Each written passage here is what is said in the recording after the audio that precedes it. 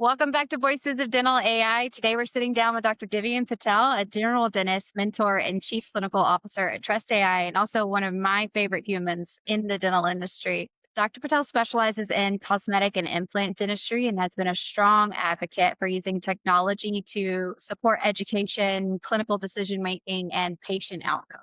Today, we're going to dive into how AI is reshaping everyday dentistry, where new grads struggle the most, as we know, and how tools like Isaac can act as a true chairside ally like a co pilot. Dr. Patel, thank you so much for joining us today. Morning, Lauren. How are you?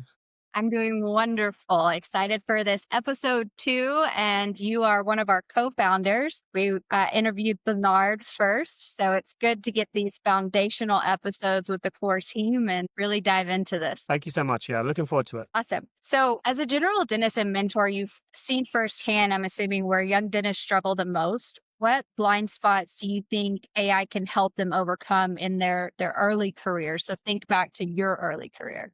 Right. Yeah. And I was thinking that as you were saying that. Yeah. And seeing what people have available now. So when I'm mentoring new dentists, I see trends. I see the same things come up over and over again.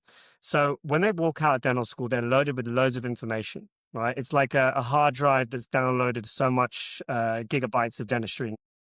So they know how to prep a crown. They know the steps of endo, for example. They've memorized treatment plan protocols, but where they stumble are on those gray areas. They don't yet have the clinical mileage to recognize patterns or anticipate complications because as you know, those come up all the time in clinical practice. So I'll give you an example. They may look at a radiograph. They may see a periapical lesion that's not fully appreciated in terms of the systemic context. So they may not realize, what does that periapical lesion mean in a patient that has diabetes type 2, for example, or periodontal status or occlusion. All of these factors affect the prognosis. Or they may have a treatment plan that looks perfect on paper, but it isn't sequenced realistically. So placing implants when the perio is kind of stabilized, but not fully stabilized. Like, what does fully stabilized perio look like? Or starting cosmetic treatment before full caries control. And when I say caries control, I don't mean restoring caries, but managing their risk from high or moderate to low, so that you're going to have a good foundation for your work. These aren't mistakes of laziness or not being taught. These are the blind spots that only experience fills in. I've been to 2 dental schools now, and it's not that they don't teach it. It's how do you apply that to the clinic floor? There is a big disconnect. So I think AI is uniquely positioned to help here because it's seen thousands of cases. It can surface, as you mentioned, those blind spots instantly.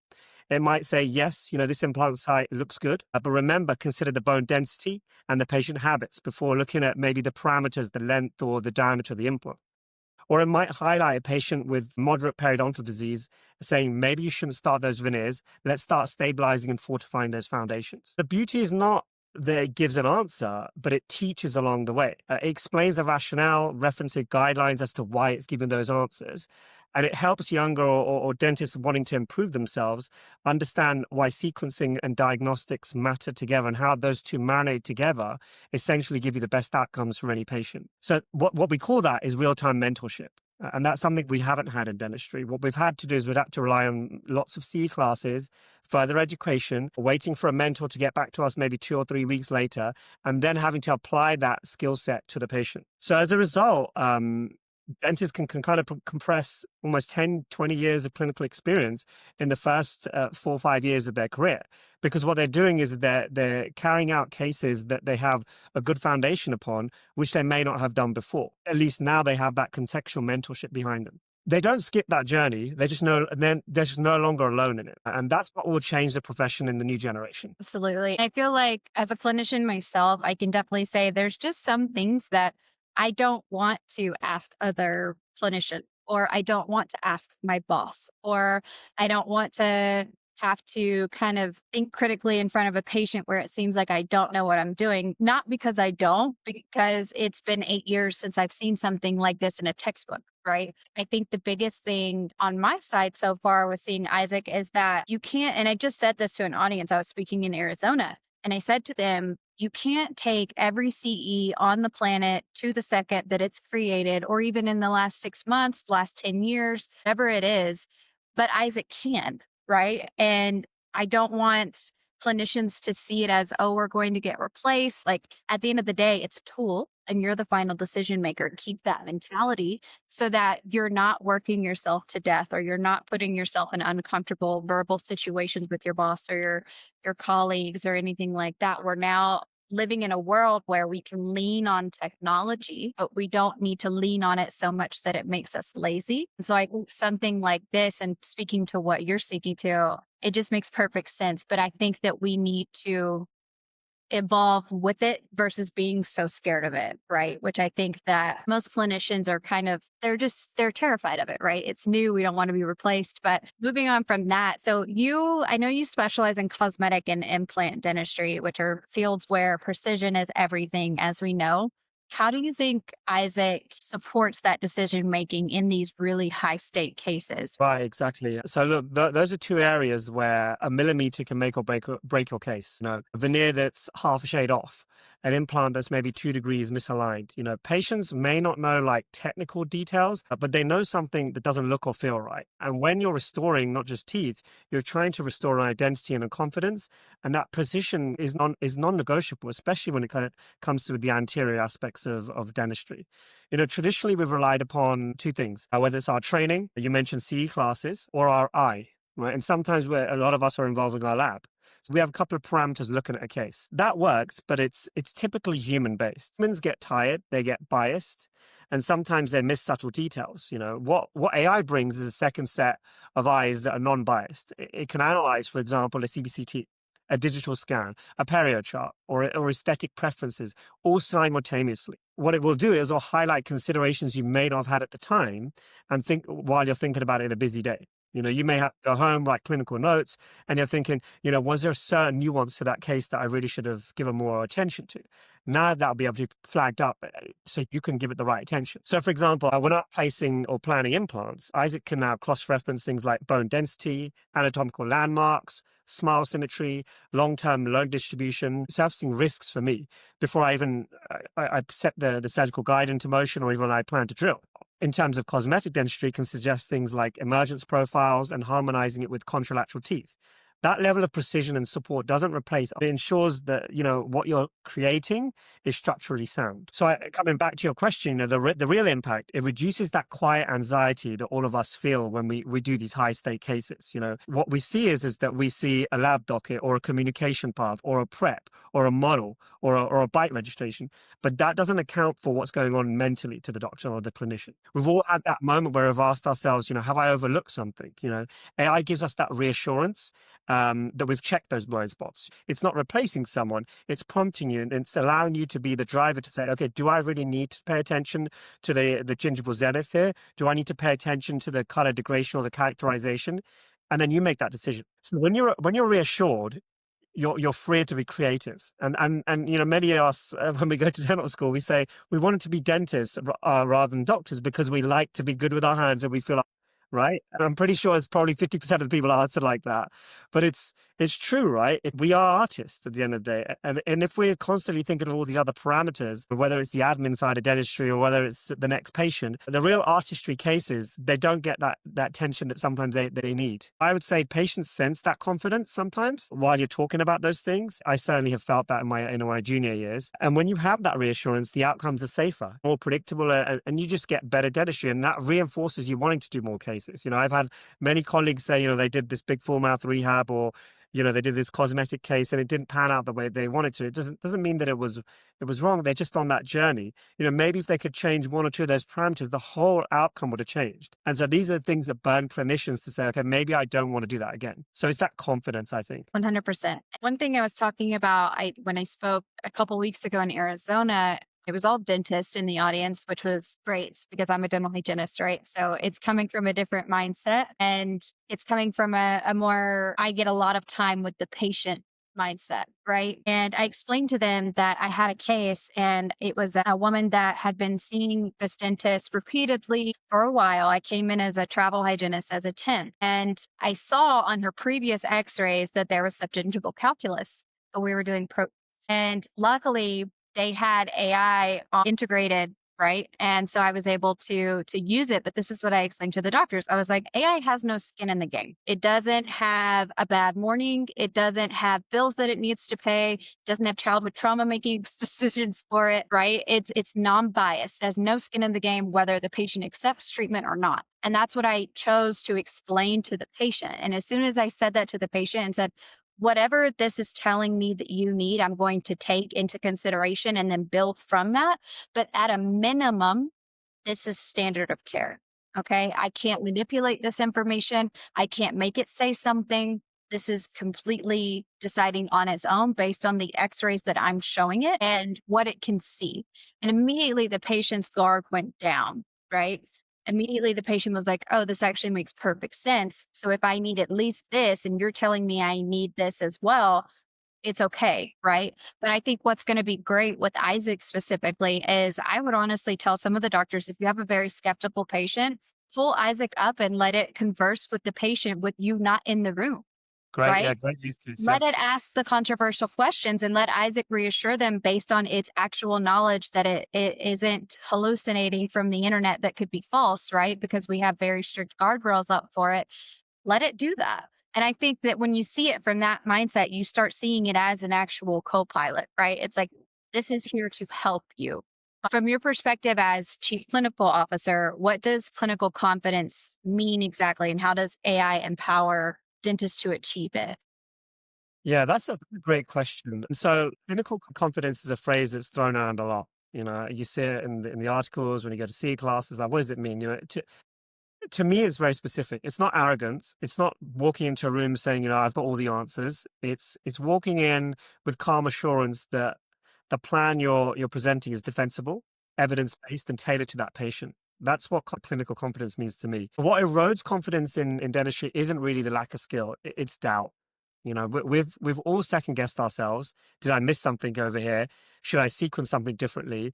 Will this restoration fail earlier because I prepped it in a certain way, or the material choice I used was maybe incorrect? That doubt can creep into any treatment plan you present, and patients can kind of sense a lot of this stuff immediately. So they pick up on hesitation, and it undermines that trust. I feel like in our office when we use Isaac is able to be an you know, kind of an antidote to that doubt. You know, you pick your scenarios, right? It gives you that validation in seconds, and it's a dialogue between the patient and the AI agent as to what their clinical situation is. So if you're about to present a plan, you can quickly cross check, you know, the guidelines, the risks associated with it. It reminds you of considerations you may not have had at the top of your mind, especially after a long day. And it highlights when your thinking aligns with best practice, which reinforces your own judgment, right? Every time you come back to Isaac and say, I would do a crown lengthening and here is how I would do it, and it says, yes, this is the best clinical approach towards it, it reinforces you. So you're constantly getting feedback if you want on every case. That's how you get better, right? You know, there's an old saying, you're only as good as your last restoration. I mean, it's sometimes true, right? Because you have to be able to learn from all your failures. So the amazing shift is that new grads who normally present timidly can walk into a room with the same kind of assurance that a 20-year-old veteran has had, with all the failures and victories that they've had. Not because they're overconfident, because, you know, not because they're not standing alone now, right? You know, they've got structure, data-driven support back in their decisions. Patients feel that, they trust it, they accept more treatment willingly. And so you start a cycle of diagnosis, treatment planning, executing. And as you get better and better, you start, you know, broadening your skill set. So when I say AI builds clinical confidence, I don't mean it to sound cocky. I mean it empowers you to walk into every kind of patient interaction with some clarity, some authority, and peace of mind. That confidence changes everything. The way you practice, the patients, the way that they perceive you, and the outcomes you deliver, especially for the younger clinicians. I work with a more established clinician, and still some people ask me if I'm the dentist. And I've been doing this now for 15 years. I mean, I take it as a compliment, but still, like when I'm in the flow of talking about something complicated, other than just a direct restoration, it can kind of feel like, you know, what is the perception of a patient? We're not just treating teeth here; they are picking up on a lot of things that we're doing and how we come across. Absolutely. One of the things I learned early in my career that speaks to this confidence of talking to patients about disease or very difficult conversations and creating urgency, getting the patient to understand that they have infection in their mouth. It's not just plaque, right? It's not just calculus. It's no, this puts you at high risk for stroke, heart attack, all of these things. That's our job, right? But what I see sometimes when I'm in clinical practice and I'm in there in a consulting capacity, so I'm there to watch the hygienist, see how they speak to the patient, because I'm there to help them with this, because we don't learn these things in school, right? We don't learn how to talk to our patients in that capacity. It's like street smarts almost in a sense. You learn that once you get out on the streets, right? So for me, the only reason I learned it so early in my career is because I worked for a big DSO that sent me to training for 5 days to Right. learn how to speak to patients and what to say and what not to say. But to have a tool like this, or to have a permanent me in the office to tell you, this is how you should approach this conversation. These are words you should not say. Like if you're saying you're going to need scaling and root planning, or you're going to need periodontal therapy, that's fine. But if you say you need a deep cleaning, patients associate the word cleaning with what? Free, usually, right? So just little things like that that you could run through Isaac and say, I'm struggling with my infection centered patients where they had disease. They think they've been healthy this whole time. I need to have this difficult conversation. Can you give me a script, or can you give me some words to stay away from? Right? You can't always hire a me or a you to come in and teach, or you don't necessarily work for a big DSO that has the budget to send you to training for 5 days. Right? Exactly. So before, that was to our detriment. It was something that was actually it's a problem, right? And then you have to go post on these public forums on Facebook saying that you're having these troubles, or as a clinician, you don't know how to talk to a patient, and you have to make yourself anonymous because you're embarrassed. It's like, we don't have to do those things anymore. Exactly. So I think as long as we stay in this mindset and we keep having conversations like the ones you and I are having, the one Bernard and I just had, this is what it actually is. We are by no means trying to replace anyone. We're trying to take the burden off of you as a human clinician so that you can actually evolve and do more and help the patient more, versus how do I do this? How do I make more money? How do I not, die from burnout or whatever it is? But you were also speaking to new grads. So I feel like new grads often describe decision fatigue as one of the biggest hurdles. And I can say, even as a dental hygienist in Colorado, we can diagnose. So I feel like they describe that as one of the biggest hurdles. So how can Isaac function as a safety net without replacing their judgment? No, great question. And I would say that it's not just new grads. I would say it's dentistry across the board. Because when you're talking about decisions, you're talking about decisions clinically, you're talking about admin decisions, you're talking about pastoral care decisions, all sorts of decisions, right? That's one of the big difference between medicine and dentistry. Medicine is very fragmented in that a cardiology unit deals with cardiology. In terms of billing, they have a billing entity, they have a legal entity, they have a scheduling entity that's very separate to them. Whereas in dentistry, everything's under one roof. So I don't really want to downplay the decision making, because there's so many tentacles that come into that final decision. So one of the most underestimated challenges in dentistry, I believe, is decision fatigue. Our day is nonstop of multiple micro decisions. Should I refine this preparation? Which material should I choose here? Is this case something I can refer, or is it something I can manage? All by 3 p.m., you've probably made hundreds of decisions, some trivial, some critical, and the mental load is crushing. And that's when, errors creep in, not because we're unskilled, but because we're human. The ADA just released an article on the age now of doctors increasing by the time they retire. But just imagine how many extra decisions people are having to make. Just a 3 or 4 years extra in your career, you're talking thousands, and if not 10,000 decisions, if you're working a 3 or 4 day week. I didn't think about it like that. So like AI changes this dynamic in one way, right? Because it doesn't strip away decision making, but it filters out the noise. It'll say, here are 3 key factors that matter in this case. Let's organize the data. You're wasting your cognitive energy on charts, be flipping through radiographs, writing clinical notes, or second guessing materials. It's like a trusted assistant saying, focus here, because this is really what counts. This is why you went to school, to focus here. And that's powerful because it conveys your mental energy for those moments that really matter. The unexpected complication, or the complex patient, or a patient that needs a little bit more TLC because of an ethical dilemma or a communication issue. And we know that most malpractices right now are happening because of, not because of bad dentistry, because of miscommunication. have a little bit of extra time, if every dentist had a little bit more time to focus, maybe 10% of their time on communication, for sure we'd see a drop in the number of malpractice lawsuits that we have. To me, this is one of the biggest values that AI is going to give us. Not just better decision making, but better human performance from not just me, the hygienist, the assistants, and the front admin team. Because if it can reduce fatigue, we reduce burnout. If we reduce burnout, we extend careers and we improve kind of care and the ability for people to enjoy their career. What we don't want is we don't want people in their tail end of their career just trudging along due to some finances that they need to keep earning. And if they do that, we want them to enjoy that career. I would say that a happy dentist is probably going to give you better outcomes than an unhappy dentist. Nobody wants to go to a dentist that's just struggling and worried about a Google review they got the other day, or worried that their staff don't turn up. You want a dentist that's on the top of their game, or a hygienist, or everyone for that matter, right? So that's not just a clinical win. I feel like AI is gonna make sure the humans win in dentistry. I think so too. Especially when you talk about burnout, you talk about the dentist that's showing up in a certain type of way, patients feel that.